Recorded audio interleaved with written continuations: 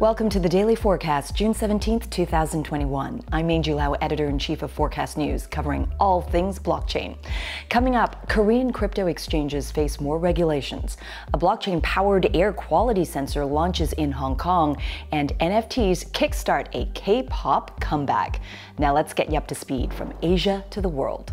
In the latest revision to proposed new standards for South Korean crypto exchanges, the FSC, or Financial Services Commission in South Korea, has confirmed that those exchanges will not be allowed to list self-published tokens on their platforms. The ruling also includes coins issued by any persons affiliated to the exchange, and in addition to that, staff and executives will be barred from trading on the exchanges. 발행자와 유통자가 같다는 거는 당연히 이해충돌의 문제가 생기니까 그 이해충돌을 방지하는 거라 보시면 돼요. 근데 이게 좀 따로 법을 만들기 위해서 시간이 오래 걸리니까 그냥 그전에 있던 특검법 상에 The FSC says this move is designed to prevent exchanges from manipulating market prices by falsely entering assets into the network.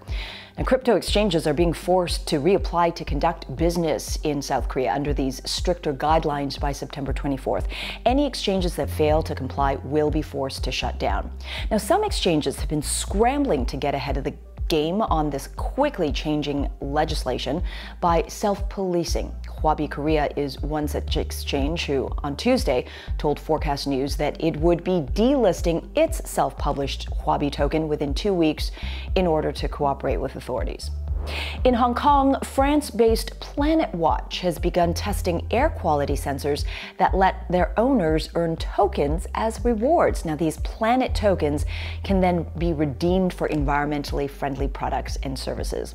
Validity of the data has been one of the key challenges globally for monitoring air quality, but these sensors record their data using Algorand's blockchain, and that means every piece of data goes towards building a global air quality ledger, which cannot be changed. Once an area has many sensors, targeted recommendations to improve the environment can be made based on that hyper-local data.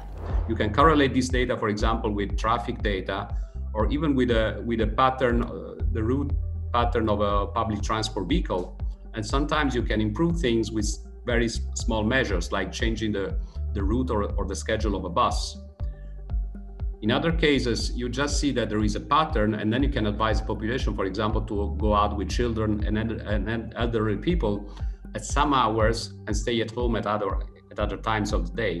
Currently, most air quality monitoring around the world is carried out by governments, and Paranello says the biggest challenge ahead is getting them on board, especially in areas where air quality is known to be poor. Crucial to this, he says, is that someone will get the measurement no matter what, so better to just play ball. And taking a look at the markets, Bitcoin was down, dropping a little below $39,300 at 4 p.m. Hong Kong time. And in the top 10 for cryptocurrencies, with red virtually across the board, the other biggest losers were Ethereum, which fell 3.3%, and Uniswap, which lost 2.3%. And finally today, one of K-pop's most prominent idol groups, Brave Girls, are releasing limited edition NFTs just in time for their comeback. Brave Girls have teamed up with one of South Korea's largest crypto exchanges, Upbit, to offer prizes to the first 348 fans who deposit 10,000 Satoshis using Upbit's direct withdrawal function.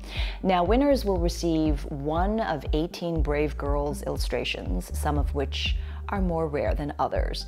The K-pop industry, as you know, is often described as more progressive and experimental. That's closely watched globally. Now it appears to be warming up to NFTs. So who knows, the next concert you go to, when we can do that again, you might be passing on that band tee and picking up an NFT instead.